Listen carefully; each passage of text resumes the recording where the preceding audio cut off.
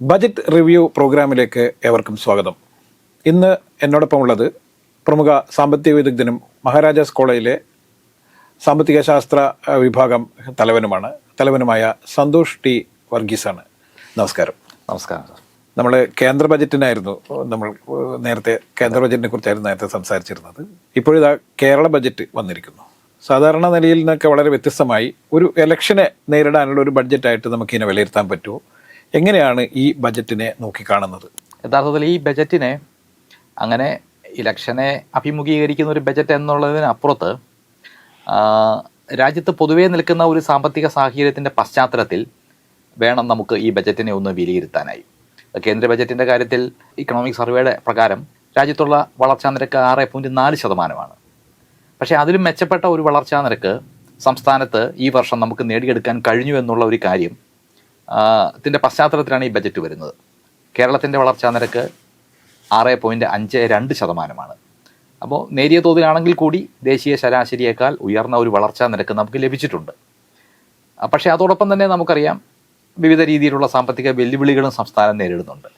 അപ്പോൾ ആ വെല്ലുവിളികളെ ഒരു യാഥാർത്ഥ്യബോധത്തോടെ അഭിമുഖീകരിക്കുന്ന ഒരു ബജറ്റ് എന്ന നിലയിലാണ് ഇതിനെ പ്രാഥമികമായി മനസ്സിലാക്കുന്നത്. നമുക്കറിയാം, ഈ ബജറ്റിന്റെ പ്രസംഗത്തിന്റെ തുടക്കത്തിൽ തന്നെ ധനമന്ത്രി ബാലഗോപാൽ പറഞ്ഞത് കേരളത്തിന്റെ ധനസ്ഥിതി മെച്ചപ്പെട്ടു വരുന്നൊരു സാഹചര്യത്തിലൂടെയാണ് നമ്മൾ കടന്നു പോകുന്നതെന്നും കഴിഞ്ഞ തവണ ഉണ്ടായ ആ അവസ്ഥയൊക്കെ വളരെ മെച്ചപ്പെട്ടിട്ടുണ്ട് എന്നാണ്. പക്ഷേ നമ്മൾ ബഡ്ജറ്റിന് മൊത്തത്തിൽ വിലയിരുത്തുന്ന സമയത്ത് പല സ്ഥലങ്ങളിലും ചെലവ് വെട്ടിക്കുറക്കുന്നതും ഒക്കെ കാണുന്നുണ്ട്. ഒപ്പം തന്നെ ദുർച്ചെലവുകൾക്കുള്ള വഴിയൊരുക്കുന്ന ചില നിർദ്ദേശങ്ങളും കാണുന്നുണ്ട്. ഇതെങ്ങനെയാണ് ഒരുമിച്ച് കൊണ്ടുപോകുന്നത്? എനിക്ക് തോന്നുന്നു അത് ധനമന്ത്രി അങ്ങനെ സാമ്പത്തിക സ്ഥിതി നിയന്ത്രണത്തിലാണ് എന്ന് പറയുന്നതിൻ്റെ ഒരു അർത്ഥം കഴിഞ്ഞ വർഷം നേരിട്ട ആ വെല്ലുവിളി ആ അർത്ഥത്തിൽ നേരിടുന്നില്ല എന്നുള്ള വിലയിരുത്തലായിരിക്കും അദ്ദേഹം അങ്ങനെ ഒരു അഭിപ്രായം പറഞ്ഞത്. കഴിഞ്ഞ വർഷം കേന്ദ്ര സർക്കാരിൻ്റെ ഭാഗത്തു നിന്ന് കടമെടുക്കുന്നതിന് പോലും വലിയ തടസ്സങ്ങൾ സർക്കാർ നേരിട്ടിരുന്നു. അനുവദിച്ച കടം പോലും എടുക്കാൻ സമ്മതിക്കാത്ത നില വന്നപ്പോഴാണല്ലോ സുപ്രീം കോടതിയിൽ കേസ് ഫയൽ ചെയ്യുകയും അവസാനം സാമ്പത്തിക വർഷം തീരുന്നതിന് തൊട്ടു മുമ്പാണ് ആ പരിധി അനുവദിച്ചു കൊടുത്ത ഒരു നിലപാടുണ്ടാകുകയും ചെയ്തത്. അപ്പോൾ കഴിഞ്ഞ വർഷം വലിയ വെല്ലുവിളിയായിരുന്നു. ആ വെല്ലുവിളി ആ അർത്ഥത്തിൽ ഇനി ഈ വർഷം ഉണ്ടാവില്ല എന്ന പ്രതീക്ഷ ഒരുപക്ഷെ ധനമന്ത്രിയുടെ മനസ്സിലുണ്ടാവും. അപ്പോൾ അതിൽ നിന്ന് സംസ്ഥാനവും കുറച്ച് കാര്യങ്ങൾ മനസ്സിലാക്കിയിട്ടുണ്ട്. അപ്പോൾ കിഫ്ബി എന്ന് പറയുന്ന പദ്ധതി യഥാർത്ഥത്തിൽ ഈ ധന ഉത്തരവാദിത്വ നിയമം വന്നപ്പോൾ സംസ്ഥാനങ്ങളുടെ ഇടപെടൽ ശേഷിയെ കുറയ്ക്കുന്നതിന് വേണ്ടിയാണ് ആ നിയമം വന്നത്, ധനക്കമ്മി കുറയ്ക്കുക. ഇപ്പോൾ സ്വാഭാവികമായും അതിനെ എങ്ങനെ മറികടന്ന് മുന്നോട്ട് പോകാം എന്നുള്ളൊരാശയമാണല്ലോ സംസ്ഥാന സർക്കാർ സ്വീകരിച്ചത്. അങ്ങനെയാണ് ഓഫ് ബഡ്ജറ്റ് എൻറ്റിറ്റി എന്ന രീതിയിൽ അത് വന്നത്. പക്ഷേ CAG ആദ്യം തടസ്സവാദങ്ങൾ ഉന്നയിച്ചു. ഇപ്പോൾ സുപ്രീം കോടതിയിൽ നമ്മൾ കേസുമായിട്ട് ചെന്നപ്പോൾ സുപ്രീം കോടതിയും ചോദിക്കുന്നു റവന്യൂ മെക്കാനിസം ഉണ്ടോ, എന്താണ് ഇതിൻ്റെ റവന്യൂ ജനറേറ്റിംഗ് പ്ലാൻ എന്താണ്. അപ്പോൾ അതൊക്കെ ഒരു വലിയ റിയലൈസേഷനിലേക്ക് സർക്കാരിനെ എത്തിച്ചിട്ടുണ്ട് എന്നാണ് മനസ്സിലാകുന്നത്. അപ്പോൾ ആ വഴിക്ക് ഇനി മുന്നോട്ട് പോകാൻ കഴിയില്ല. സ്വന്തമായ പാത വേറെ വെട്ടി തുറന്ന് വേണം ഇനി സംസ്ഥാനത്തിൻ്റെ പുരോഗതിയുമായി മുന്നോട്ട് പോകാൻ എന്നുള്ള ഒരു വിലയിരുത്തലിലേക്ക് സർക്കാർ എത്തിയിട്ടുണ്ട്. അപ്പോൾ അങ്ങനെ വിലയിരുത്തലിലേക്ക് വരുമ്പം കേന്ദ്രത്തിൻ്റെ ഭാഗത്ത് നിന്ന് വേറെ ഒരു തടസ്സം അവർക്ക് ഉണ്ടാക്കാൻ കഴിയില്ല.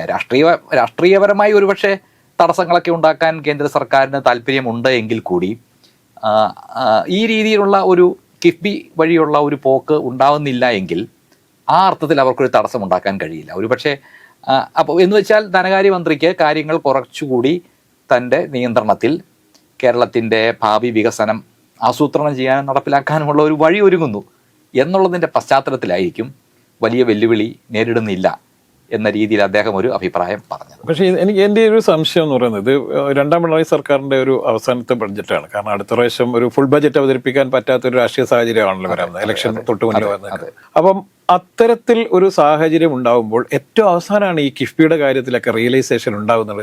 അപ്പോൾ ഇത്തവണത്തെ ബഡ്ജറ്റിൽ മാത്രമാണ് കിഫ്ബി ഫണ്ട് ഉപയോഗിച്ചുകൊണ്ട് ഈ പ്രൊജക്റ്റുകൾ ചെയ്യും, കിഫ്ബി ഫണ്ട് ഉപയോഗിച്ചുകൊണ്ട്. നമ്മൾ കഴിഞ്ഞ പ്രാവശ്യമൊക്കെ അല്ലെങ്കിൽ കുറേ വർഷങ്ങളായിട്ട് നമ്മൾ കേട്ടുകൊണ്ടിരുന്നത് കിഫ്ബി ബജറ്റ് ഉപയോഗിച്ചുകൊണ്ട് ഫണ്ട് ഉപയോഗിച്ചുകൊണ്ട് പദ്ധതികൾ ബജറ്റിൽ പ്രഖ്യാപിക്കുന്ന പദ്ധതികളൊക്കെ കിഫ്ബി ഫണ്ട് ഉപയോഗിച്ചുകൊണ്ട് തീർക്കുമെന്നായിരുന്നു. പക്ഷേ ഇപ്പം ഏറ്റവും അവസാനമായി വന്ന് നിൽക്കുന്ന കിഫ്ബിയുടെ ഫണ്ട് ഉപയോഗിച്ചുകൊണ്ട് ചെയ്ത റോഡുകളിലെല്ലാം ടോള് വരുന്നു എന്നുള്ള ഒരു വാർത്ത വന്നുകൊണ്ടിരിക്കുന്ന സമയത്താണ് നമ്മൾ ഈ വീണ്ടും ഒരു ബഡ്ജറ്റ് കൂടി വരുന്നത്. യഥാർത്ഥത്തിൽ കിഫ്ബി എന്നത് ഒരു പരാജയപ്പെട്ട അല്ലെങ്കിൽ അത് ഒട്ടും പ്രാക്ടിക്കൽ അല്ലാത്തിരുന്ന ഒരു സംഭവമായിട്ടാണോ നമ്മൾ ഇതിനെ വിലയിരുത്തേണ്ടത്? യഥാർത്ഥത്തിൽ പ്രയോഗത്തിൽ നമ്മൾ കിഫ്ബിയുമായി ഇനി അധികം മുന്നോട്ട് പോകാൻ കഴിയാത്തൊരു സ്ഥിതി വന്നിട്ടുണ്ട്. പക്ഷേ അതിൻ്റെ അർത്ഥം അതൊരു അപ്രായോഗികമായ ഒരു ആശയമാണെന്ന് നമുക്ക് അതുകൊണ്ട് അങ്ങനെ വിലയിരുത്തേണ്ടതില്ല എന്നുള്ളതാണ് എൻ്റെ ഒരു വിലയിരുത്തൽ. കാരണം കിഫ്ബി എന്ന് പറയുന്നത് നേരത്തെ നാം മനസ്സിലാക്കിയ പോലെ ഈ നിയന്ത്രണങ്ങൾ വരുമ്പോൾ ആ നിയന്ത്രണത്തെ മറികടക്കാനുള്ള ഒരു ബദൽ, ഒരു പുതിയ പാത വെട്ടിത്തുറന്നു പോകാൻ ആഗ്രഹിക്കുന്ന സർക്കാരുകൾ മുന്നോട്ട് വെക്കും. അപ്പോൾ കേരളത്തിൽ മാത്രമല്ല, ഇതേ സമാനമായ ഒരു സ്ഥിതി യൂറോപ്യൻ യൂണിയനിലാണ് യഥാർത്ഥത്തിൽ ഈ ധനക്കമ്മി 3% കൂടാൻ പാടില്ല എന്ന നിബന്ധന ആദ്യം വന്നത്. അപ്പം 3% നിബന്ധന വന്നപ്പോൾ യൂറോപ്പിലെ രാജ്യങ്ങൾ ചെയ്തത് ഏതാണ്ട് സമാനമായ രീതിയിലുള്ള തന്ത്രമാണ്.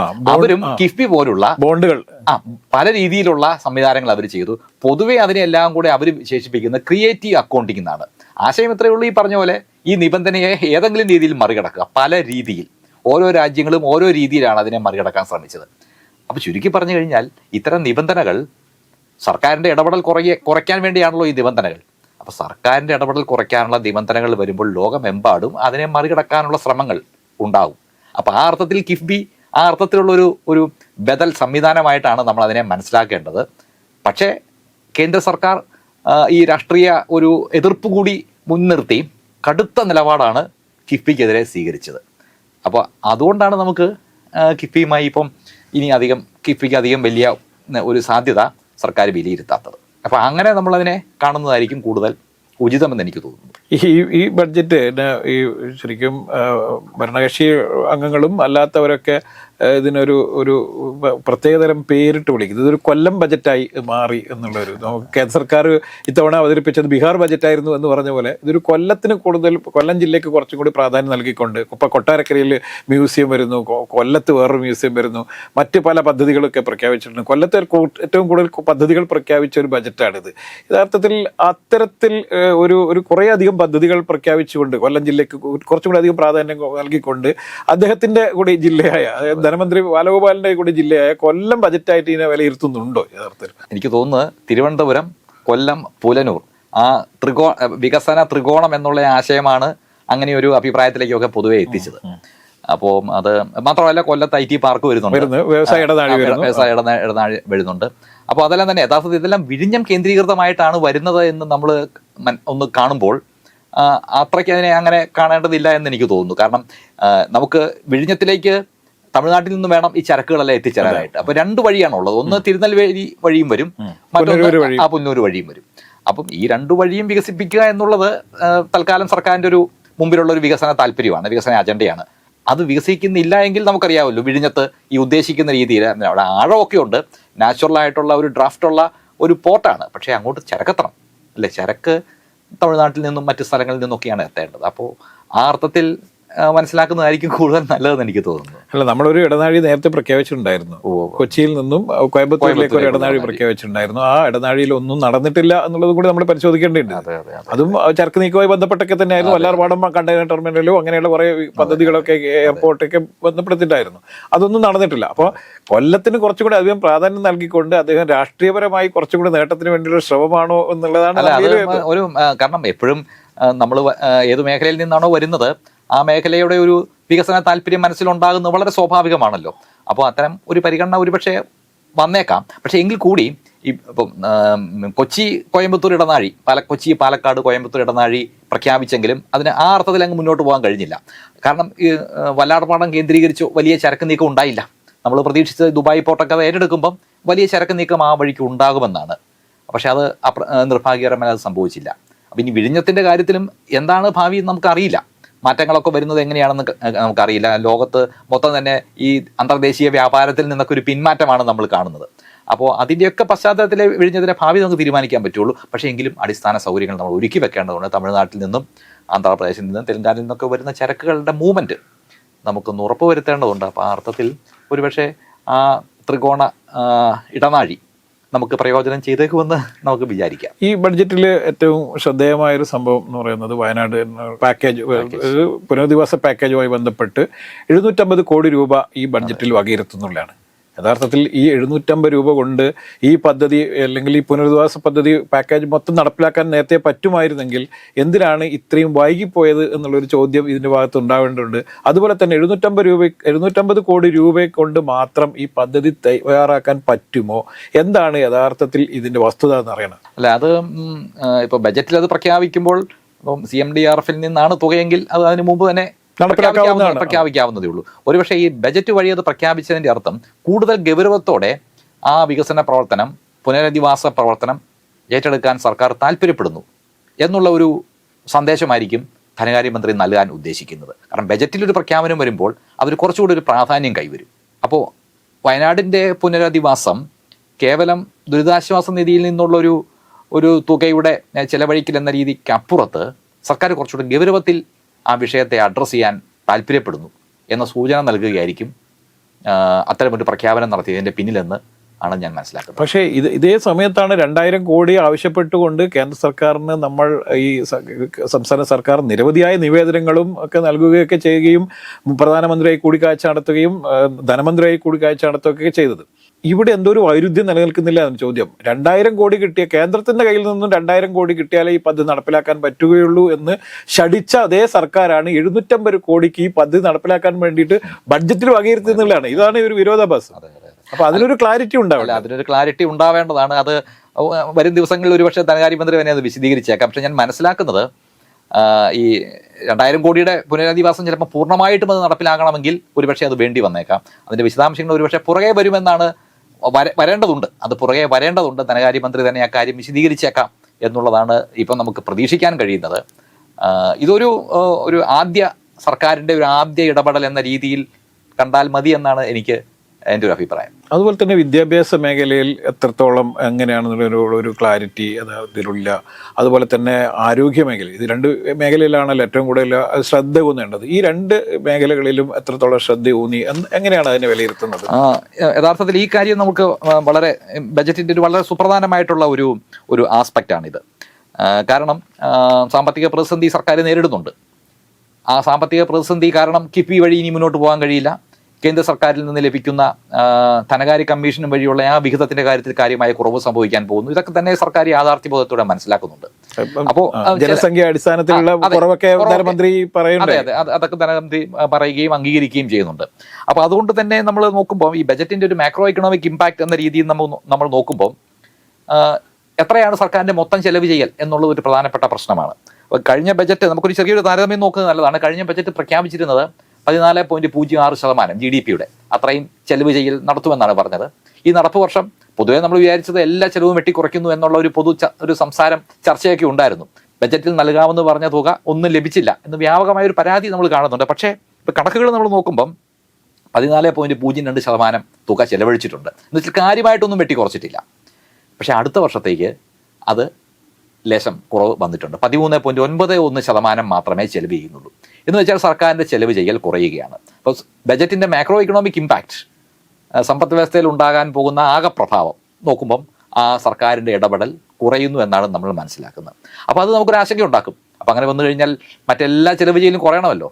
വിദ്യാഭ്യാസത്തിന് കുറഞ്ഞിട്ടുണ്ടോ? അപ്പോൾ ഞാൻ ആദ്യം ഇത് കണ്ടപ്പോൾ അത് പരിശോധിച്ചത് വിദ്യാഭ്യാസത്തിനും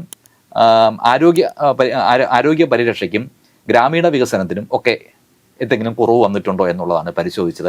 എന്തായാലും അതൊരു വളരെ ഈ മൊത്തം ചെലവ് ചെയ്യൽ കുറയുമ്പോഴും ഇതൊരു വെള്ളിരേഖയായിട്ട് ഇങ്ങനെ നിൽക്കുന്നുണ്ട്.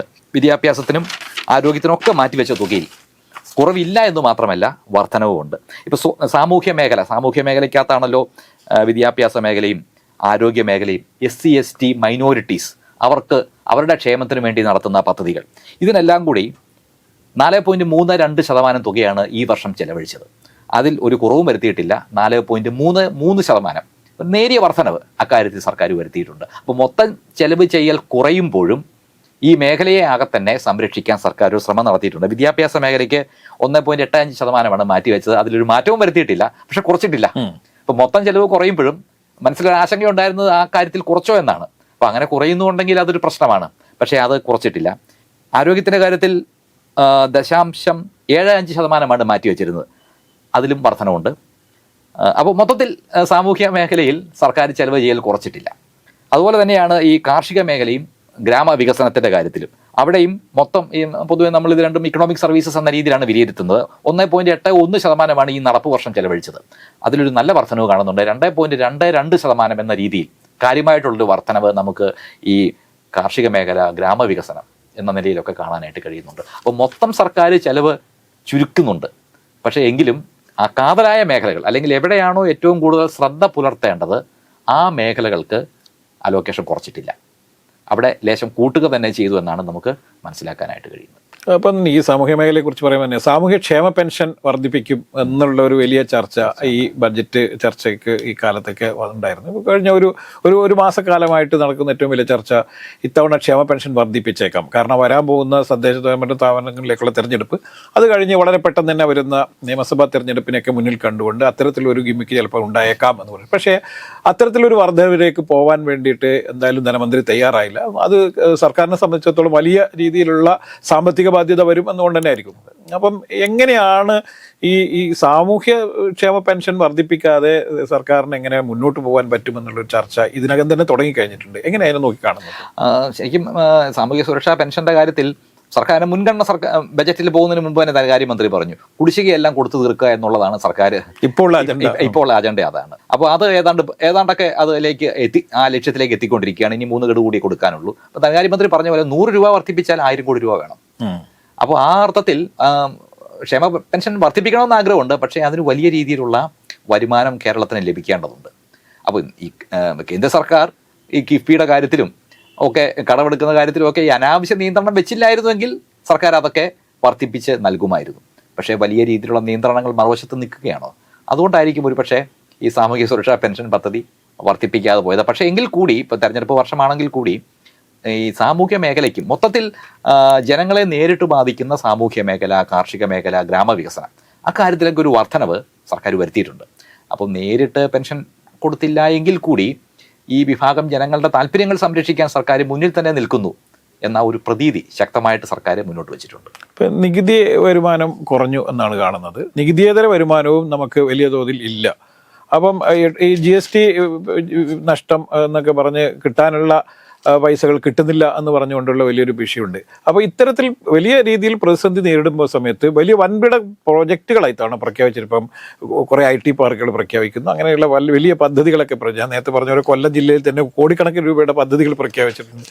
അപ്പം ഇതെങ്ങനെ നടത്തിക്കൊണ്ടുപോകാൻ പറ്റും? ഇതൊരു ഒരു വർഷം കൊണ്ടൊന്നും നടത്തി തീർക്കേണ്ട പ്രോജക്റ്റുകളല്ല ഒന്നും പ്രഖ്യാപിച്ചിരിക്കുന്നത്. ഇപ്പം ശ്രീനാരായണ കോളേജ് ഓപ്പൺ യൂണിവേഴ്സിറ്റിക്ക് സ്ഥലം മേടിച്ച് ബിൽഡിംഗ് ഒക്കെ ഉണ്ടാക്കണം. ഇപ്പം വാടകക്കെട്ടത്തിലൊക്കെ ഇത് പ്രവർത്തിക്കുന്നത്.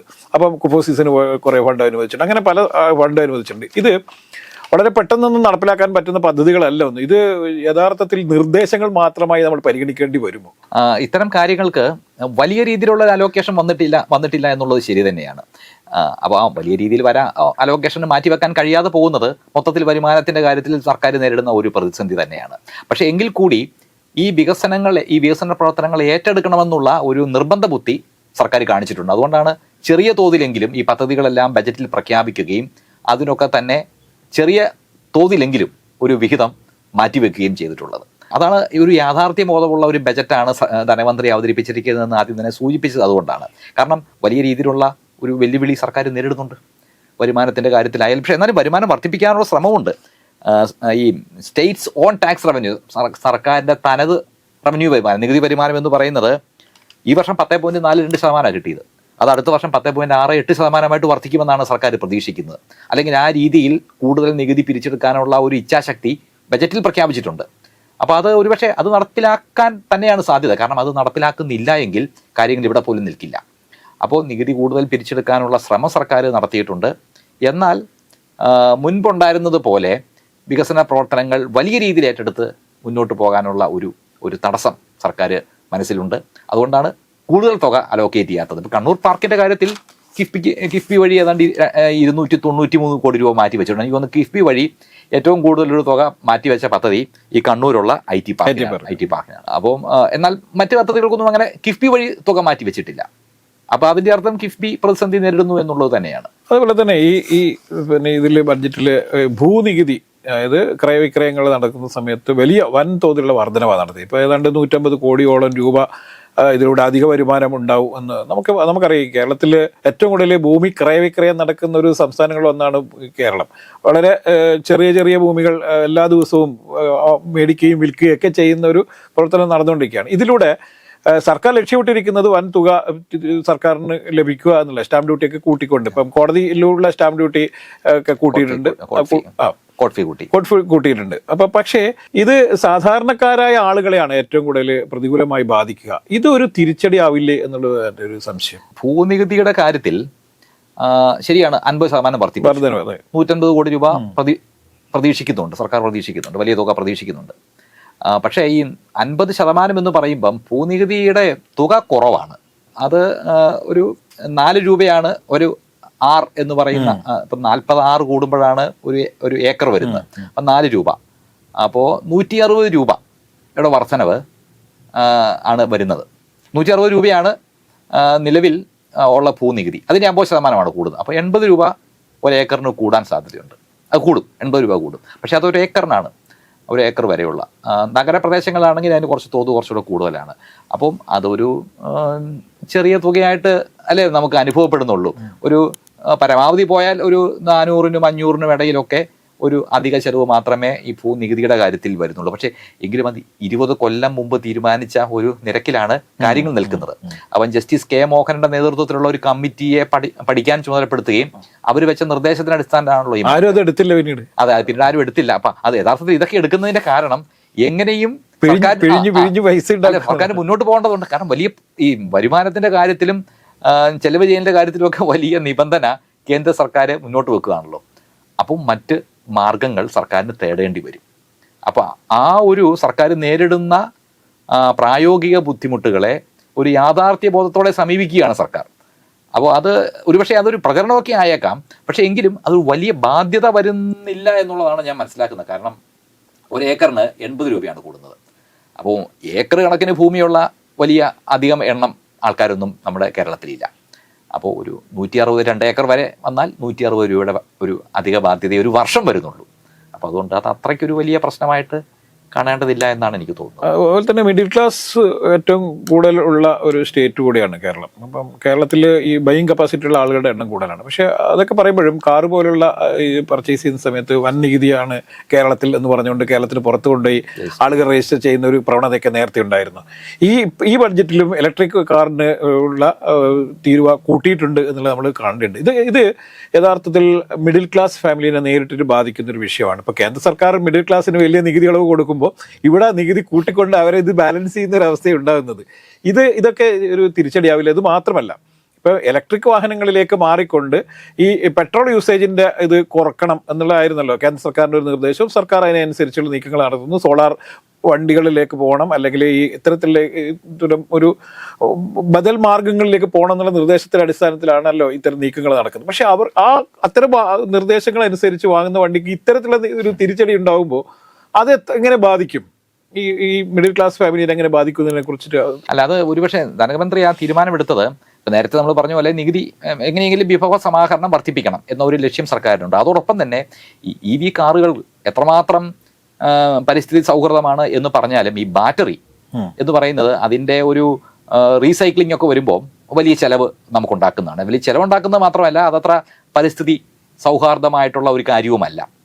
അപ്പം കുറേ നാളുകളായിട്ട് ഇതുമായി ബന്ധപ്പെട്ട് നിൽക്കുന്നവർ ഈ ബാറ്ററിയുടെ റീസൈക്ലിങ്ങുമായി ബന്ധപ്പെട്ട് ചില നിയന്ത്രണങ്ങളും ഒക്കെ വേണ്ടതുണ്ട് എന്നുള്ള അഭിപ്രായം മുന്നോട്ട് വെക്കുന്നുണ്ട്. അപ്പോൾ ആ അർത്ഥത്തിൽ ഇതിൻ്റെ ഇപ്പം ബാറ്ററിയുടെ ഒരു കാലാവധി 7 വർഷം 8 വർഷമൊക്കെയാണ് ശരാശരി ഒരു ബാറ്ററിയുടെ കാലാവധി കാണുന്നത്. അപ്പോൾ അതിനുശേഷം ഒരു വലിയ ബാധ്യതയായി അത് സമൂഹത്തിൻ്റെ മുകളിൽ വന്നു പതിക്കും. അപ്പോൾ അങ്ങനെ വന്നു കഴിഞ്ഞാൽ നമ്മുടെ സാമ്പത്തിക ശാസ്ത്ര സിദ്ധാന്തത്തിലും ഇത്തരം ചെലവുകൾ വന്നു കഴിഞ്ഞാൽ ആ ചെലവുകളെ നേരിടുന്നതിനായിട്ട് നികുതി ചുമത്തി അതിനുള്ള തുക നേരത്തെ സ്വരൂപിച്ചു വെക്കണം എന്നൊരാശയം ഇതിനകത്തുണ്ട്. നെഗറ്റീവ് എക്സ്റ്റേണാലിറ്റി വന്നു കഴിഞ്ഞാൽ, നെഗറ്റീവ് എക്സ്റ്റേണാലിറ്റി വന്നാൽ അത് എത്രയാണോ ആ നെഗറ്റീവ് എക്സ്റ്റേണാലിറ്റി തത്തുല്യമായ തുക നികുതി ചുമത്തി സ്വരൂപിക്കണം എന്നാണ് ഈ സിദ്ധാന്തം പറയുന്നത്. അപ്പോൾ ആ അർത്ഥത്തിൽ നോക്കിയാൽ അതിനൊരു ന്യായമുള്ളതായിട്ട് തോന്നും. പക്ഷേ എങ്കിലും ഇതിൻ്റെ ഇപ്പോഴത്തെ ഒരു സാഹചര്യത്തിൽ അത്തരം മാർഗങ്ങളൊക്കെ സർക്കാർ തേടുന്നതിൻ്റെ കാരണം നേരത്തെ നമ്മൾ സൂചിപ്പിച്ചതുപോലെ ഒരു വരുമാനം വർദ്ധിപ്പിക്കേണ്ട അങ്ങേയറ്റത്തെ ഒരു ആവശ്യം സർക്കാർ ഇപ്പം നേരിടുന്നുണ്ട്.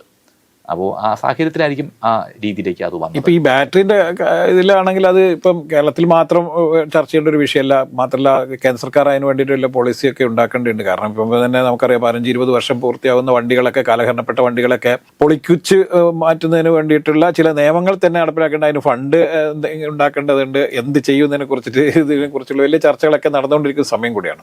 അപ്പം സ്വാഭാവികമായിട്ടും ഇത് കേന്ദ്രത്തിന്റെ ഒരു കയ്യിൽ വരുന്നൊരു സംഭവം ആയതുകൊണ്ട് അതായിരിക്കില്ല.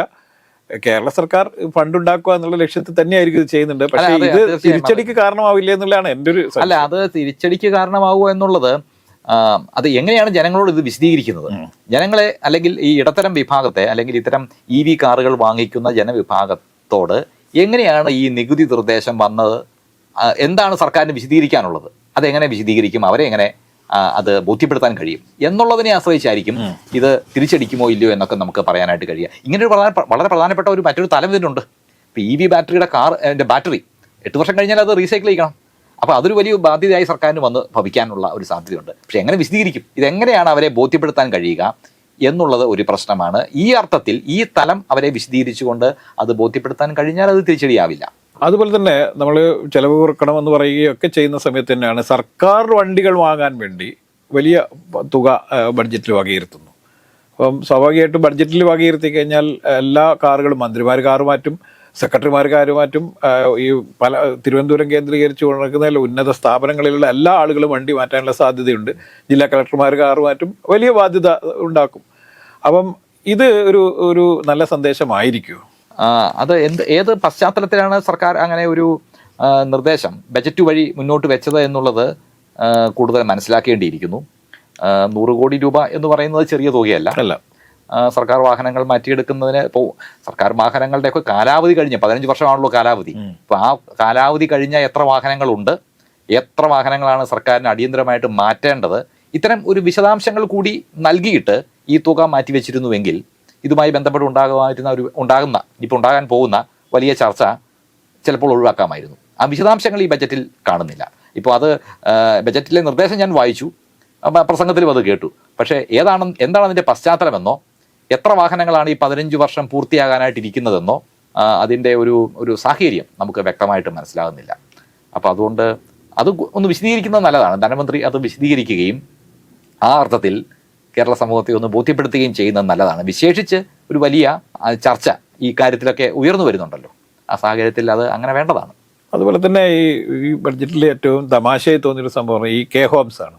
അത് കേരളത്തിൽ ഒരുപാട് വീടുകൾ അടഞ്ഞു കിടക്കുന്നുണ്ട്. നമുക്കറിയാം, കൊച്ചിയിൽ തന്നെ ഏതാണ്ട് ലക്ഷക്കണക്കിന് തന്നെ ഫ്ലാറ്റുകൾ അടച്ചു കിടക്കുന്നുണ്ട്. പക്ഷെ ഇതൊക്കെ ഏറ്റെടുത്തിട്ട് അത് ടൂറിസ്റ്റുകൾക്ക് താമസിക്കാനുള്ള സൗകര്യം ഒരുക്കും എന്നൊക്കെ പറഞ്ഞിട്ട് ഈ ബഡ്ജറ്റിൽ ഇങ്ങനെ ഒരു പ്രഖ്യാപനം നടത്തിയതിന് എന്തെങ്കിലും അടിസ്ഥാനം ഉണ്ടോ? അത് ഒരുപക്ഷെ നമുക്കറിയാമല്ലോ, Airbnb എന്ന് പറയുന്ന ഒരു ആപ്പ് വഴി ലോകത്തെവിടെ വേണമെങ്കിലും വീടുകളുടെ സൗകര്യങ്ങൾ നമുക്ക് ഉപയോഗിക്കാനുള്ള ഒരു സാഹചര്യം ഇപ്പോൾ ഉണ്ട്.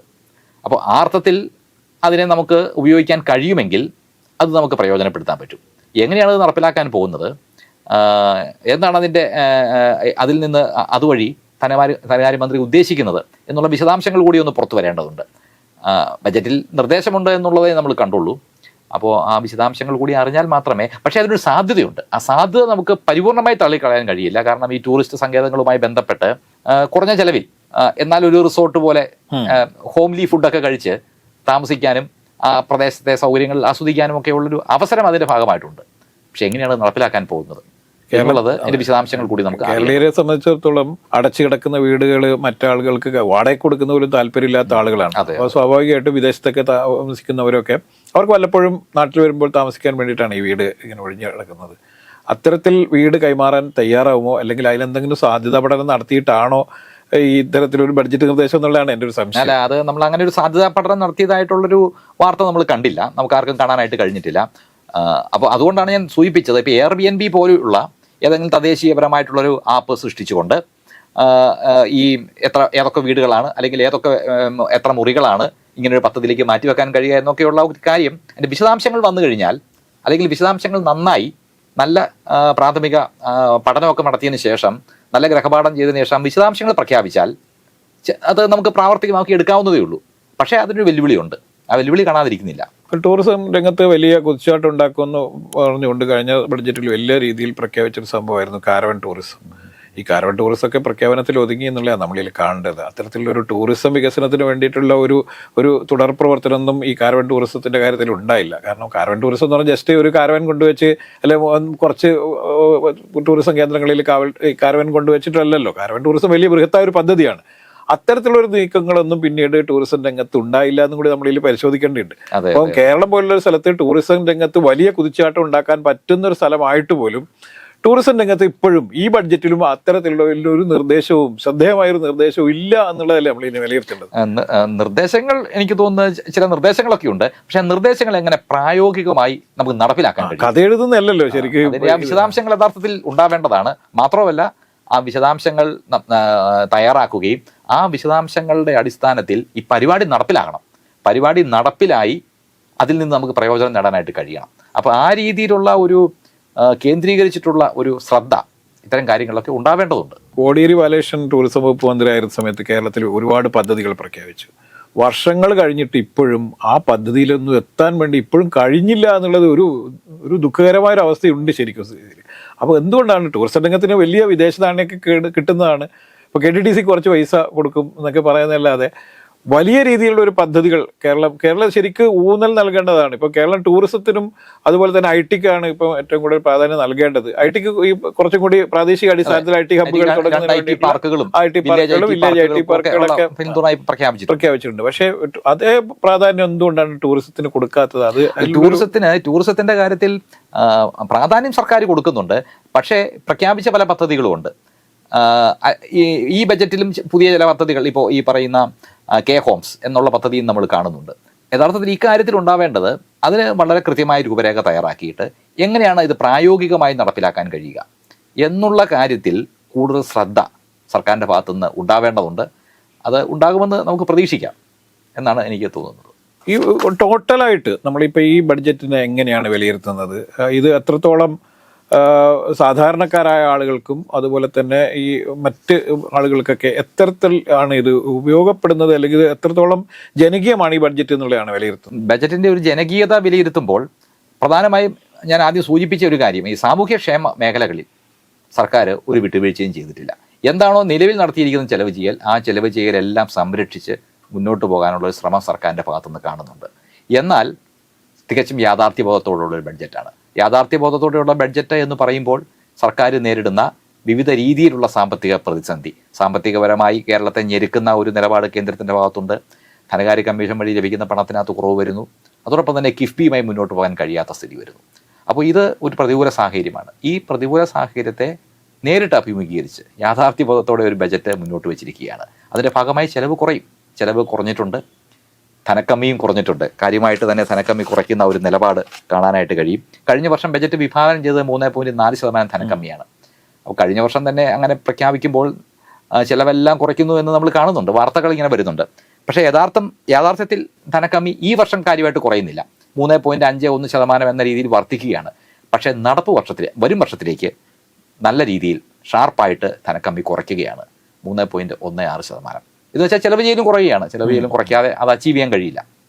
അപ്പോൾ അത് ഈ നേരിടുന്ന വെല്ലുവിളികളെ യാഥാർത്ഥ്യബോധത്തോടെ സമീപിക്കുന്നു എന്നുള്ളതാണ് അതിൽ നിന്ന് മനസ്സിലാകുന്നത്. എന്നാൽ ഈ സർക്കാർ മുന്നോട്ട് വെക്കുന്ന ഒരു ലക്ഷ്യമുണ്ടല്ലോ, കരുതലും വികസനവും. അപ്പോൾ കരുതലിൻ്റെ കാര്യത്തിൽ കുറവ് വരുത്തിയിട്ടില്ല. കൃത്യമായി ഏതൊക്കെ വിഭാഗത്തെയാണോ അഭിമുഖീകരിക്കേണ്ടത്, ഏതൊക്കെ വിഭാഗത്തിലാണോ ആനുകൂല്യങ്ങളും ക്ഷേമ പ്രവർത്തനങ്ങളും ഏറ്റെടുത്ത് നടത്തേണ്ടത്, ആ മേഖലയിലെല്ലാം തന്നെ കൃത്യമായി ശ്രദ്ധിച്ചിട്ടുണ്ട്. വികസനത്തിൻ്റെ കാര്യത്തിൽ സർക്കാർ ഒരു ലോങ് ടൈം പദ്ധതിയാണ് ആലോചിക്കുന്നത്. അതിൻ്റെ ഭാഗമായിട്ടാണ് ഈ IT പാർക്കുകളും ഒക്കെ പ്രഖ്യാപിക്കുന്നത്. കാരണം IT ഒരു പ്രധാനപ്പെട്ട മേഖലയാണ്. പിന്നെ വിദ്യാഭ്യാസ മേഖലയിൽ അലോക്കേഷൻ നടത്തിയിട്ടുണ്ട്. വിജ്ഞാന കേരളം എന്ന് പറയുന്ന പദ്ധതിക്ക് വേണ്ടി തുക മാറ്റിവെച്ചിട്ടുണ്ട്. അപ്പോൾ അങ്ങനെ ഇപ്പോൾ ഓക്സ്ഫോർഡ് യൂണിവേഴ്സിറ്റിയുമായി ഡിജിറ്റൽ സർവകലാശാല ഒരു MOU ഒപ്പിട്ടിട്ടുണ്ട്. അതിനുവേണ്ടി 2 കോടി രൂപ മാറ്റിവെച്ചിട്ടുണ്ട്. അപ്പോൾ അങ്ങനെ പുതിയ വാതായനങ്ങൾ തുറക്കാനും പുതിയ വികസന സാധ്യതകൾ കണ്ടെത്താനുമൊക്കെയുള്ള ശ്രദ്ധേയമായ ശ്രമങ്ങൾ ഈ ബജറ്റിൽ നമുക്ക് കാണാനായിട്ട് കഴിയും. അപ്പോൾ ഒറ്റവാക്കിൽ അത് ചുരുക്കിക്കഴിഞ്ഞാൽ നേരിടുന്ന പ്രതിസന്ധികളെ യാഥാർത്ഥ്യബോധത്തോടെ അഭിമുഖീകരിച്ചുകൊണ്ട്, എന്നാൽ സംരക്ഷിക്കപ്പെടേണ്ട മേഖലകളും സംരക്ഷിക്കപ്പെടേണ്ട ജനവിഭാഗത്തെയും ചേർത്ത് നിർത്തി മുന്നോട്ട് പോകുന്ന ഒരു കാഴ്ചയാണ് ഈ ബജറ്റിൽ കാണാനായിട്ട് കഴിയുന്നത്.